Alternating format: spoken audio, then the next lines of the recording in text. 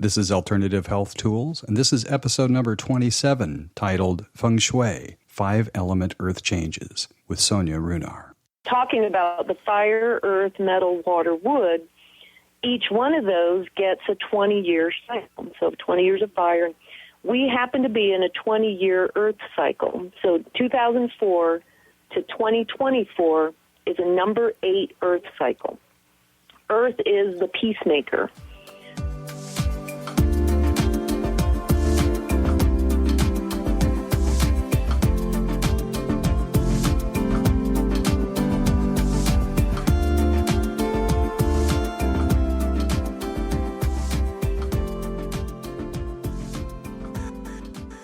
Good morning. This is Lisa Thorpe with Intel Bio and Thorpe Institute, and here we are back on Alternative Health Tools podcast. This morning we have Sonja Runar. Am I pronouncing that right, Sonja? Yes, I'm Sonja, a little bit different than the Sonjas out there, but Sonja Runar. So, Sonja, thank you for joining us this morning on Alternative Health Tools podcast. And you are a Feng Shui expert. You have good Qi Feng Shui. Yep, Feng Shui is it's very old, 3,000 to 5,000 years.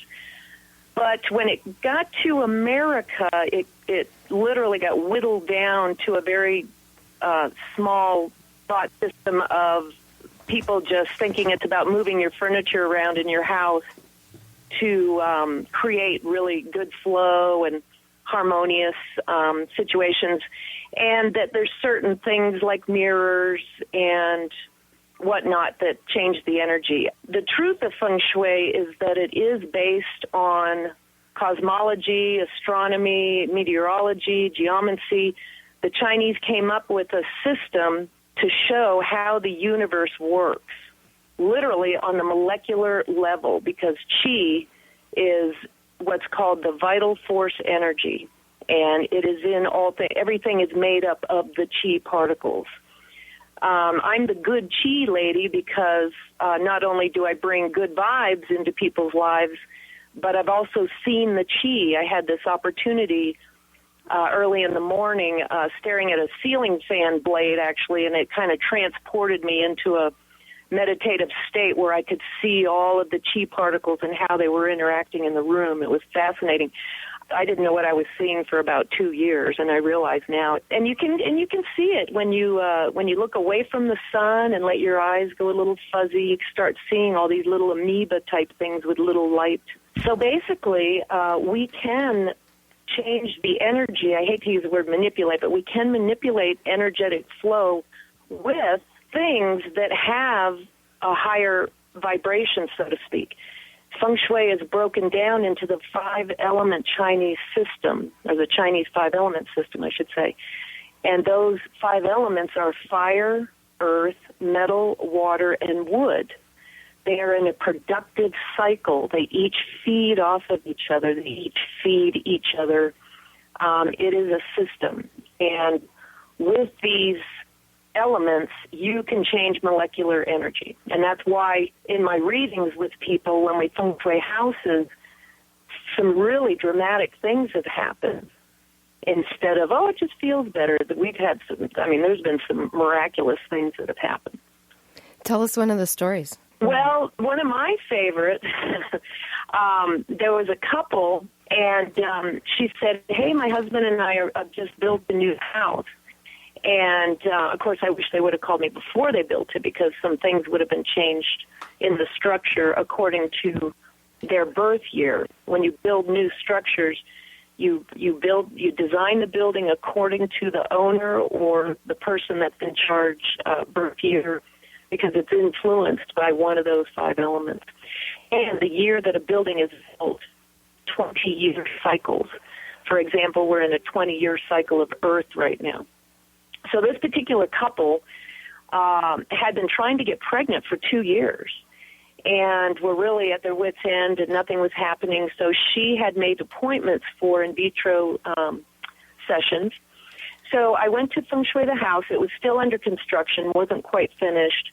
And we did the reading, and I explained what elements that she was going to need in what sections of the house.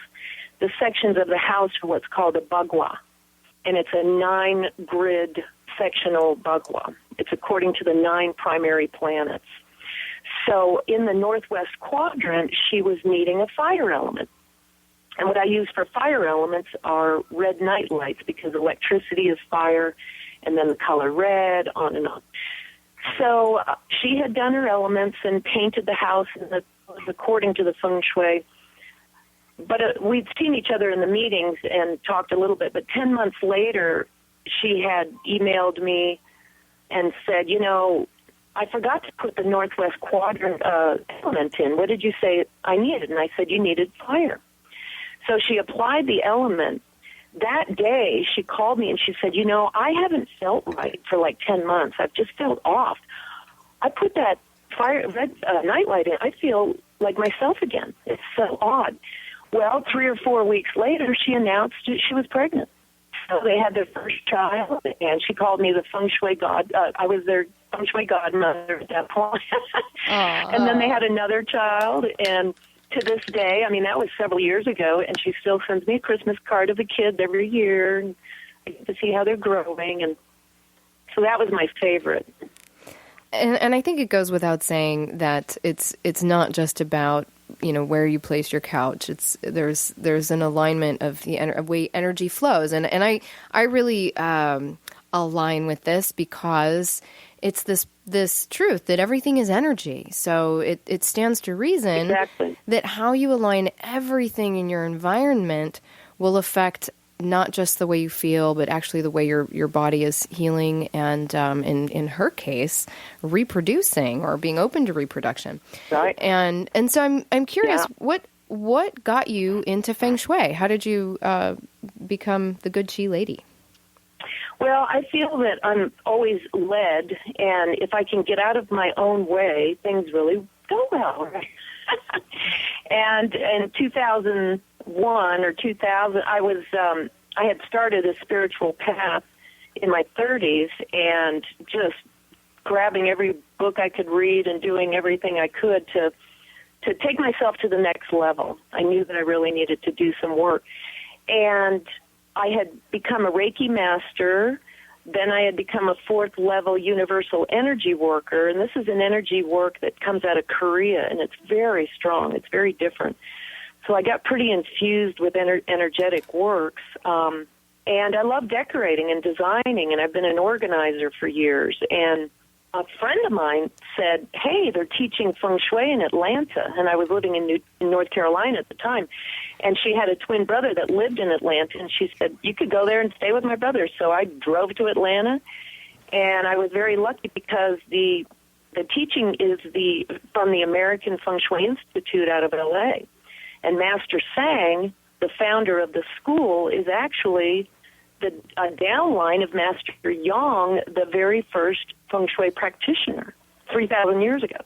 And he came from Hong Kong, and he opened this school. So he teaches the original method. And what he said was, I cannot teach in China because they're too superstitious. Americans are better educated to understand the system instead of the superstitious Feng Shui. And he's written his own book, and that's what we were taught from, and we use the Chinese Lopan compass. So it's the original method, which incorporates 217 different baguas. And for me, I've always been a seeker of the truth, and as I learned this, it was very hard to learn, and it took me about a year on my own to really, really understand it. I became a certified practitioner through Master Sang. We had our advanced course in New York City, which was really thrilling. And Master Sang is a wonderful man, and I met him through the class, of course, but he had just come from the island of Guam, feng shuiing their airport. And we lived on Guam as a kid in the Air Force, so that was really exciting. He does very big projects. He also feng shuis entire islands and whatnot. So I got to learn from a very incredible man in the original method, and that's why these readings are so profound. You can read a book and kind of apply what the one Bagua says, but I'd like to go a lot deeper. And what is a Bagua? You said there's 9 in the structure. Like when you're doing a house, I believe you said there's 9 areas that are called Bagua. Yeah, like picture a square with 9 squares in it. Like a perfect Feng Shui house is pretty boring, actually. Flat land, perfectly square. But yeah, a Bagua is a square with the 9 sections. Where the Bagua came from, the 217 different ones, are the positions of the planets. When a house or structure is built and the roof gets put on, an electromagnetic field gets trapped in the building from the particular planetary lineup. The Chinese were so integrated with cosmos that NASA has actually stated we would not be nearly as far as we are with our study of the universe if it weren't for the Chinese. They were amazing observers of the sky, and how they knew some of these innate knowledge, it's just amazing. So that's what the Bagua is. It's literally a system for showing you what kind of energy was encompassed into your building according to the year that it was built. So a house has a birth year also. Now, in this Bagua, the typical Bagua says that you have fame over in this corner and money over in this corner. With the 217 method, you may not have a fame corner. Your particular Bagua changes. The other aspect of Feng Shui is that everything is built with a birth, life, decay, death cycle. So in any 20-year cycle, there's only 3 top elemental 5 elements that are in the king cycle, and everything else is in the death and decay cycle. So you're going to have sections of your house that are not so great, and then you're going to have 3 sections that are really great. So what we are trying to find out is how do we enhance the really good sections, and how do we remedy the sections that are in their death and decay cycle so they don't hurt you or your finances or whatnot. And health is a big issue. A lot of people call me because they want money or love or whatnot, and I say, well, how's your health? Because if you don't have your health, forget it. I mean, life is just horrible when you don't feel good. How are you going to make love and how are you going to spend money if you're not able to get out of bed? Right? Yeah. And, sleeping is the most important thing in Feng Shui. Because sleeping, while you're asleep, that's the longest amount of time that the vital force energy, the qi, gets to interact with you. And what I tell my clients is right before you go to sleep, put your intention out. Tell the universe, this is what I want. Help me achieve this. Tell me what I need to do. Unblock those blocks. Line me up. Help me out while I'm sleeping. All of today's events, you can just go away. I can't do anything about it right now. I will wait till the morning.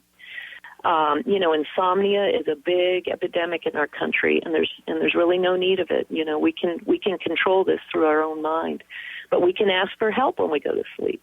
And it seems, and with Feng Shui, we want to. I was just going to add that it seems like all of the ancient traditions have common advice. Things like pray before you go to bed, right? Or pray before you eat. Aligning with energy. I mean, I think that it's semantics. I know some people may take offense by that, but I think it's semantics to some extent that when we're talking about energy or intention or prayer, that they're somewhat synonymous. And that, I mean, I think, and it's good advice. It's a good reminder for me about being intentional before we go to sleep. We think about being intentional before we do things, something more active, but really, it's so true. We spend more time in bed or sleeping, and how powerful it can be to be intentional about that. Exactly. And, put the note right next to your bed. I have this lamp, this handmade wood lamp next to my head, and I've always got sticky notes on it to remind me this is what I want to think about. I don't know if it was Einstein or Tesla that said if you want to understand the universe, think in terms of vibration magnetic energy, something like that. But that is what it's all about. And, the power of manifestation is through that knowledge. The universe isn't out to get us. It's our own guilt that hurts us. Trying to get guilt out of your life is extremely important. Just say, today is the first day of the rest of my life. Forget how I messed up yesterday. Oh, well, stupid human tricks. I'm not perfect. And just move on. Right. Does the way you have your house aligned affect whether or not you can let go of your own guilt? Well, not necessarily. I'm just saying that seems to be one of the biggest emotions that keeps us from doing the things that we really want to do. And, we worry about what everybody else thinks way too much. Right. But, what you were talking about earlier, too, about in Feng Shui, what you want to surround yourself with. Like I just mentioned this handmade wooden lamp. Well, I'm a wood element person. And when I found that out, it made total sense because I've been a tree climber and a treehouse nut. I watched every Tarzan movie that was ever made. I love trees. Makes sense. Well, most of the things in my house are made out of wood. I do not buy plastic, ever. And I'm trying to get plastic completely out of my life. To me, plastic holds no organic energy whatsoever. Almost every article in my house, be it my couch, my bed, my rugs are handmade. Wow. Is that a train? That is a train. That's the train. That's awesome. Yeah. My lamps are like handmade wood, and the dresser next to my bed was handmade wood. The rugs are these Turkish rugs. A Turkish nomad tribe made several of the rugs I have with camel hair on the end type of thing. And it makes a big difference, and some people don't think about their surroundings. Everybody's brain works differently. It's huge for me. Some people, they don't notice. They're a techie type person. For them, it's how their computer desktop looks or, what have you. But we are affected by our surroundings. And if you have unfinished projects in your front yard, by your front door, in your house, every time you see an unfinished project or something that you should do, your shoulders, your shoulders go up. I should. I have to get this done. Then the guilt comes in, and then you don't get anywhere. Then you get overwhelmed, and then you just grab a book and sit down and say to heck with everything. So your surroundings are extremely important, and getting as organic as you possibly can is really important. Would you say that's your number one tip for the health of people's homes, is going organic with the materials in the home? Well, for me, I think that if people will really pay attention to themselves, when a disease happens in the body, there are signs for that disease way before it comes to fruition. The color of the skin changes, the breath changes, the nails, the moods. The voice. I got in trouble in trouble with sugar again recently. I know that I should not eat processed sugar. It is just, when we eat processed sugar, when the body is starting to die, or when the body does die, it goes into an acidic state to tell the system, we are now dying, go ahead and decompose. Go into the acidic state to decompose. So here we are, most of us walking around very acidic. We have way too much. We don't, our bodies are not as alkaline as they're supposed to be. So we're telling our body, go ahead and decay now. So get rid of the white sugar is definitely the processed sugar. But pay attention to your body. I think it's like 9 times more addictive than cocaine sugar. Right, right. It's pretty bad. Yeah, and by paying attention to your body, like recently, I went through menopause a couple of years ago, and not very strong, and I thought, well, I'll barely feel it probably, And the only time I got a hot flash is if I ate processed sugar. And I went, oh, duh, eat sugar, get a hot flash. Well, when I started cheating more and more, those hot flashes turned into mini panic attacks. Wow. I've never had panic attack, ever. I can nibble on a little bit of a cookie, but if I ate the whole cookie, within 15 or sooner than that, sometimes I'll get this little baby panic attack feeling, and then I'll get a heat flush through my body. So I'm on a campaign to myself right now. Stop eating those cookies, period. The body identifies it as a poison, really, and so it's probably starting to attempt to flush it out faster, so the heart races. Right. Because it wants to start pumping it out. And right. it's... Yeah, and I can't say enough for 3-day water fasts. There's nothing wrong with once a month, just drink water. And I put chlorophyll in my water, liquid chlorophyll. You can get it at the Whole Foods, the Vitamin Cottages. It oxygenates the blood. I lived in Colorado, and I was skiing at 13,000 feet. If I didn't have my chlorophyll in my water, I would have had constant head squeeze headaches from the altitude. But just drink water for 3 days and give your system a break, and you feel like a new person at the end of that 3rd day. I usually cheat on the 3rd night and start eating a bunch of soup because I'm pretty hungry. I make miso soup, homemade miso soup with miso paste. And that's another good thing to get toxins out, miso. And this is, we're getting into... really Feng Shui of the body, right? I mean, you could say that clearing out the clutter of your home, you can do it maybe simultaneously as you're clearing out the clutter in your body with something as simple as a water fast. And your head, yes. Is the Feng Shui of the body, acupuncture. Right, using energy to clear blockages and get things working correctly. Yeah. Now, you regularly work with architects and other people when you do your coaching. I'm curious if you could walk us through if somebody comes to you and they are seeking advice for their home. Do you have a team of people that you regularly work with, or how does it work? Well, I've just moved to Oregon. I've been here less than a year, so I'm just starting to build up some clientele, but I do still have contacts in Santa Fe, New Mexico, where I lived, where I met John, actually. And we've done, some people have called, and I've just done readings all through email. I can do readings long distance. People can send me their house plan, their floor plan, and I can do the compass reading and the charts, and then we go back and forth. I mean, I've also been flown in. I've been flown into Feng Shui a church before, actually. That was really, really fun. But, yeah, when I work with a building, a contractor or architect, what I'm doing is helping the designers understand that the house needs to be put in the particular direction of the primary homeowner. And if there's a couple, we have to figure that out, too, if there's 2 people that we have to take into accordance. And then also the 20-year cycle that it's getting built under. And then if the structure is already built, you were talking about remedies. What's a typical remedy for if it's not set up? So if a house is, if I'm feng shuiing a house, it's interesting because one that I did recently, sometimes you only need one remedy, but sometimes you need 3 or 4.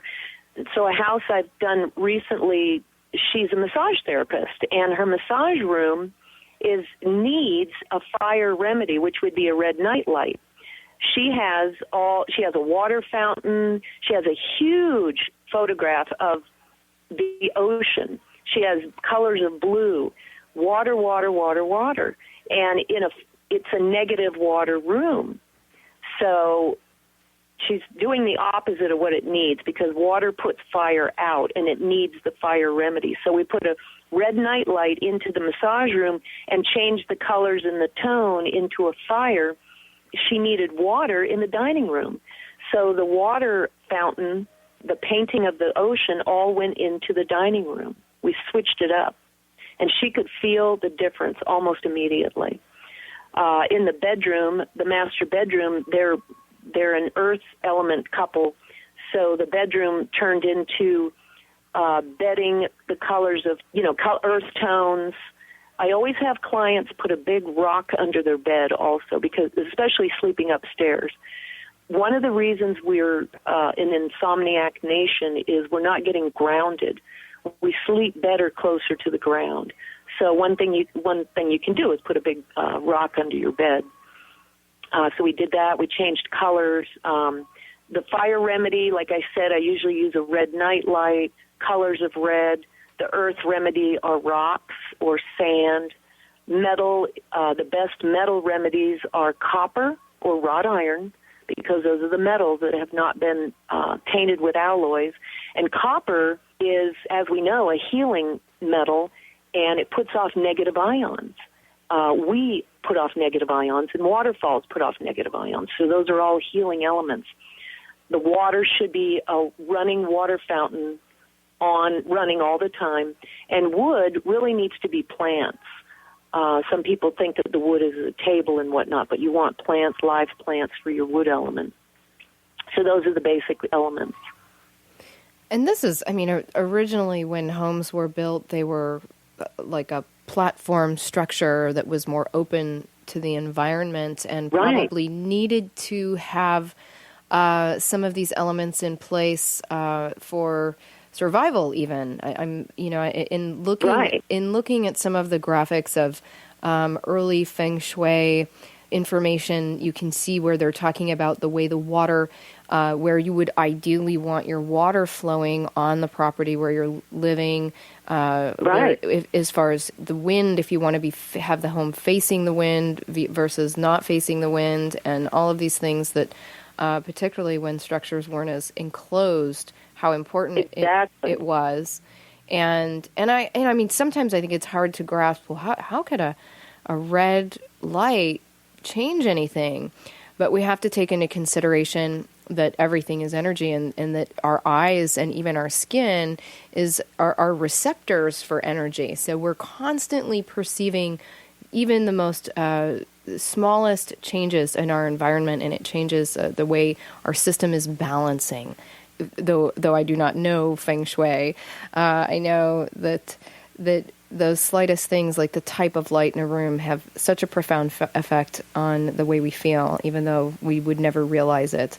And so for most homes today, like if people were just to say, hey, if I have to do one thing, what would you tell people to do? What is the simplest thing they can do to get their home more balanced or Feng Shuied?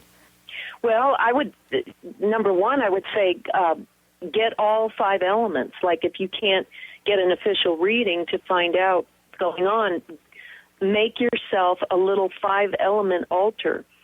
So you could have an actual candle that you light to have real fire.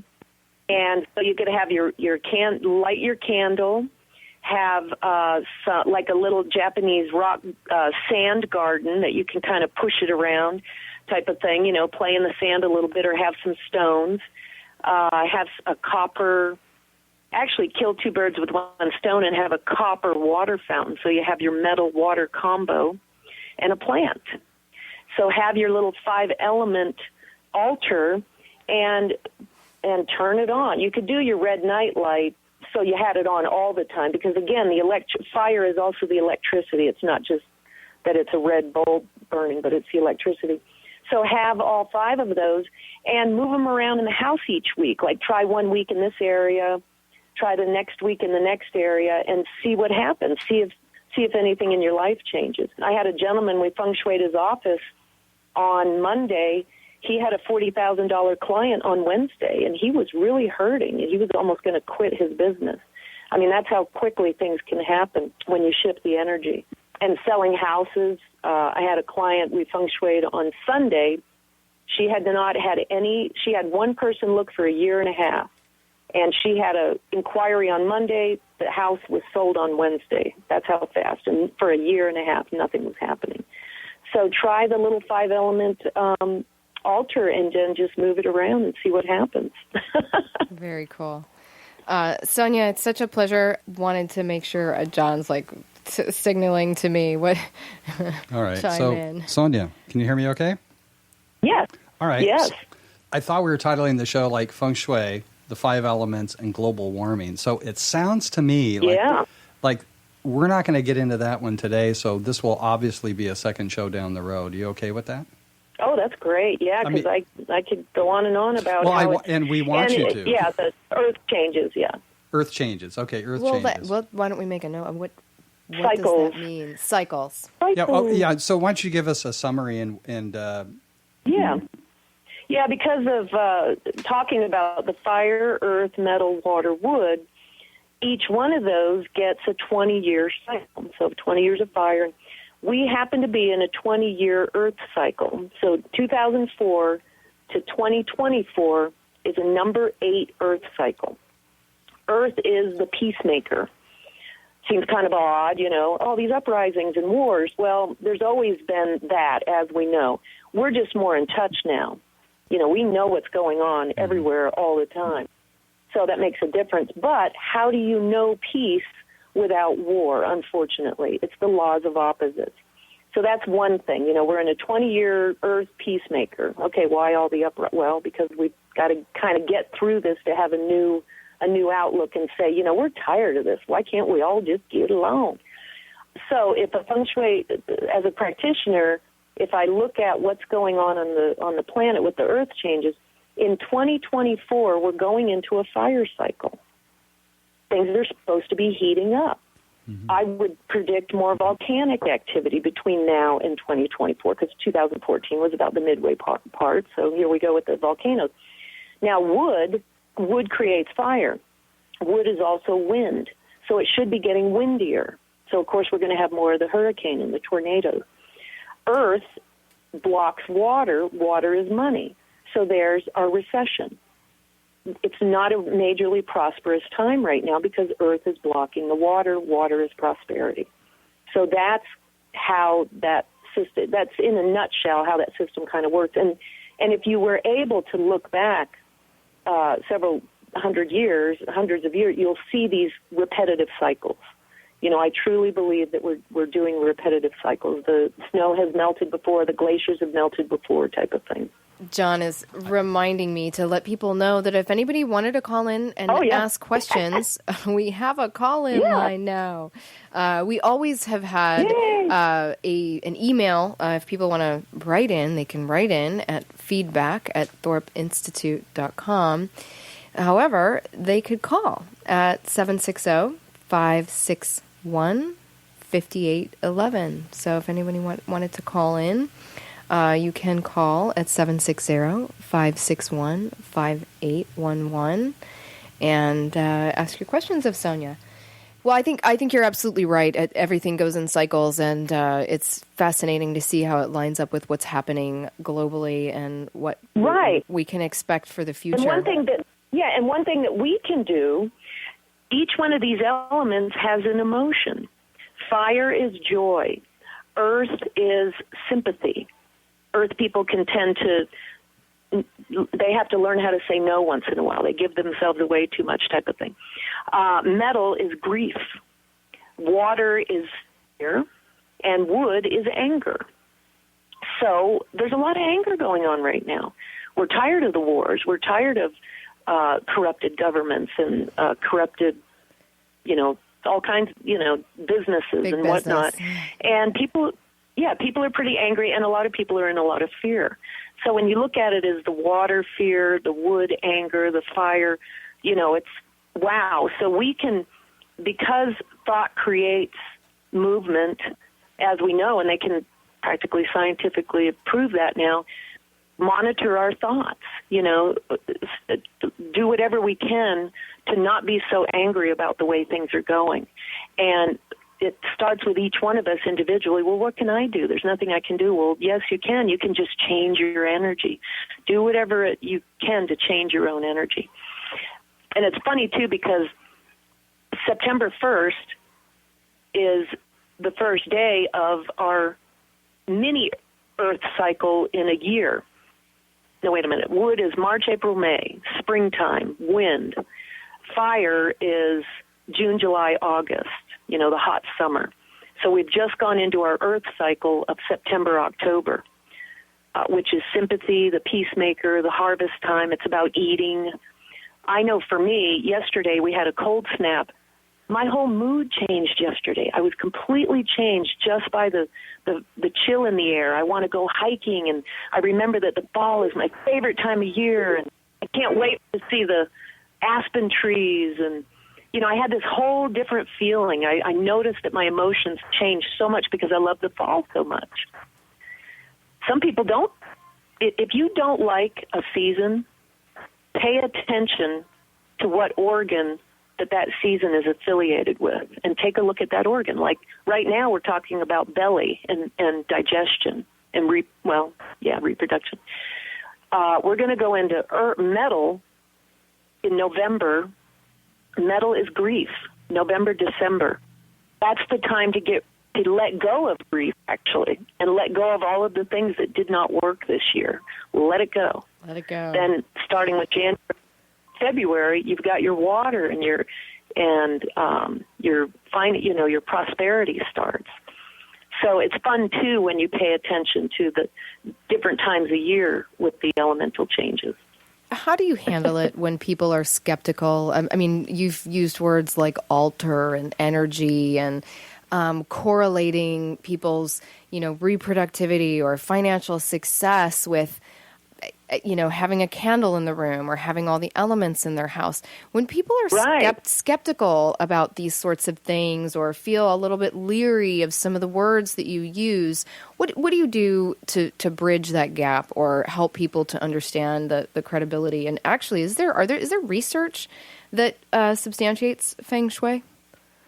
Well, I tell people just to study quantum mechanics and that's what I did. I thought I'm not just going to do this and not know why it works. I can't do that. I can't just say, if you move that couch over there, your life's going to change. It's like, what? So I started researching, how do these elements change energy? And you can look at it as a scientist. It's also hydrogen, nitrogen, oxygen, carbon. Those are elements. And scientifically, they do change everything. They're a part of our entire molecular structure. So for me, that's how I got around it. That's how I, was like, how can this work? I don't get it. By actually studying. The Field is a great book, I think.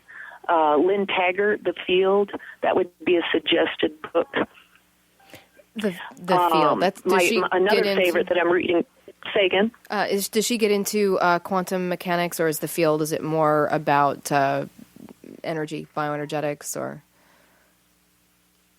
Well, in other words, how does the energy work? It works on the, electromagnetic field and magnetics. That's another thing that's quite easy to read up on and figure out. We have it within ourselves. Our own bodies are just a huge electromagnetic wire, pretty much. I mean, why does the radio get funny when we walk by? Right. We're affecting it. Right. I know I had a huge shift. I lived in the Caribbean, and I was on my spiritual path, and I went home to my family, and I saw I had a huge paradigm shift. And I came back, my CD player, my TV, my stereo, and one other thing all broke at the same time. My energy, I had shifted my energy so much that it affected my electronics in my apartment. Wow. That's wild. I was like, oh my That's God. Wild. Okay, folks, next time your electronics break, it's your own fault. Yeah. You must have made a positive shift. It happens, though, right?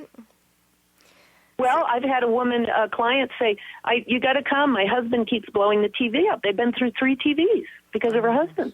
Oh, my gosh. He wasn't grounded. He was not grounded. I mean, his homework assignment was go sit in the yard, dig a hole in the dirt, and put your feet in there every day and ground yourself. Feel your electricity getting pulled down and, Right. What was the other thing I was going to mention? All of a sudden, I can hear you better, Lisa. You're like clear as day all of a sudden. Yeah, what else were you talking about? And the other thing I say to my clients when they say, well, I don't know, I say, I'm not telling you to do anything. I'm just making a suggestion. It's all an experiment. Just try it. Just try it. No Right. big deal. It's not going to hurt anything. Just Right. try it. Well, that's the and beauty of it. and- It's not like there's nothing invasive about moving stuff around in your house. No. Or putting an element in, Adding putting a water something. fountain. Right. You know. Right. It's interesting is I had a reading one time with a gal, a woman called me, and we feng shuied the house, and her husband was trying to get a business going, and her daughter had moved home and wouldn't work and wouldn't clean up her room, and they were really struggling with the daughter. The father and daughter did not know that she hired me to do feng shui, and she called me a week later and said, "Oh, my God, my daughter cleaned up her room and got 2 jobs, and my husband's business is taking off." Wow. That's awesome. And they didn't even know. So that was really cool, too, you know. That's why they call you the good chi lady. The good chi comes in. That's awesome. Sonja, it's such a pleasure talking with you. I feel like I've really gotten a better handle on how these things work. So what's next for you? What's coming up? Well, I'm developing my business here in the Bend area, and I'm getting really good feedback. There's a new little kind of center here, Looking Glass Imports, and they're going to have treatment rooms and a lecture room and a organic cafe, and I'm feng shuiing the building for them, and I hope to be doing readings in there, and then putting a packet together to take to the contractors and builders in the area, because a lot of people are asking for this now. We have a lot of California folks moving up here, and they want feng shui houses. And, we're going into healthy home. Everybody wants a healthy home. Right. And there's so many things we can do, like it's a whole other genre, but pulsed electromagnetic field therapy. Right. Every house should have something like that embedded in the walls, and this is where I think we're going. I Magnetics totally is a agree. whole other... I've gone through stages where I've been sensitive to the electromagnetic, particularly the wireless hubs for the internet. It seems they've gotten a little less powerful, but when they first came out, I was really sensitive to them, and so I let people know to kind of be aware that we're being bombarded all the time, and so it's important to be mindful of how much time we spend around electronics and how much we have in our home. And keep that rock. Yeah. Have a rock next to your computer. Have a rock under your bed. If you have a home that's near power lines, put big boulders between you and those power lines as quickly as you can. Those stones will help deter the electricity, because like fluorescent lights, they vibrate on a particular frequency, and it's so opposing to the human's electromagnetic frequency that they put us to sleep. Right. Probably not helping people that are trying to get work done, right? Yeah. Wonderful. Right, or schools, or, when I go into feng shui offices and whatnot, I say, get rid of all the overhead lighting. We're going to put floor lamps everywhere. Floor lamps, or even now they make bulbs that are full spectrum, which are a lot better than the incandescent. Wonderful. Well, Sonja, I appreciate you coming on so much. It's a real pleasure. Thank you. I'm going to wrap up. Is there anything else you'd like to add before we wrap up? Well, just be good to yourself, everybody. I like what Marianne Williamson said. If you don't like to be with yourself, why would anybody else? Listen to your own intuition. Hang out with yourself more if you're not. Just know that you are your best friend and that you know what's best for you, and do what you want to do. To heck with everybody else. We worry too much about what people think. It's true. I certainly do. Amen. I want to get over it. Amen. Thank you, Sonja. This is Lisa Thorpe with Alternative Health Tools with Sonja Runar. Thank you for listening. Have a great day.